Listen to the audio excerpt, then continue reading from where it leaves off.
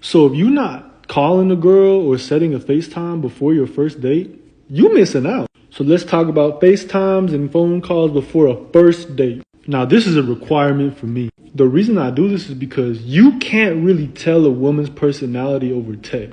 You have an infinite amount of time to respond to people. So in that time, she could be concocting the greatest statement, the greatest response ever to you. Then when you ask her how you doing in person, she like this, "Well, I'm good."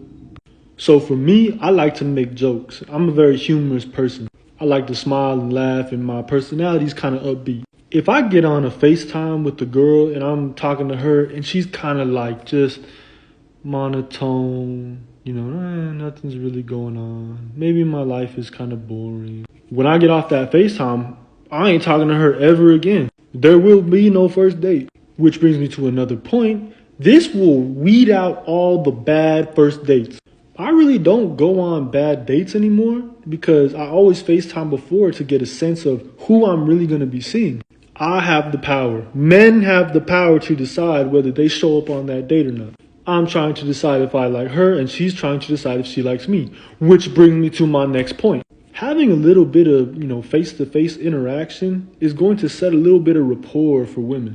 Something you have to understand is women don't fucking know you. So even if you approach them in person, they don't really know you. All they know is how you look and maybe how you speak. So when you FaceTime and you show your personality, this is going to make the woman a lot more comfortable with seeing you on that first date, which then gives you a little bit more options to set a first date. Which brings me to my next point. Setting the first date is going to be a lot easier for you.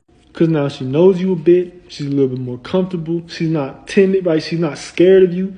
And maybe you guys in that FaceTime or call, you guys get to know each other a little bit. So now if you ask her like what she likes to do, now that first date, it's easy. It's easy to plan. Just plan it on something that has to do with what she likes to do.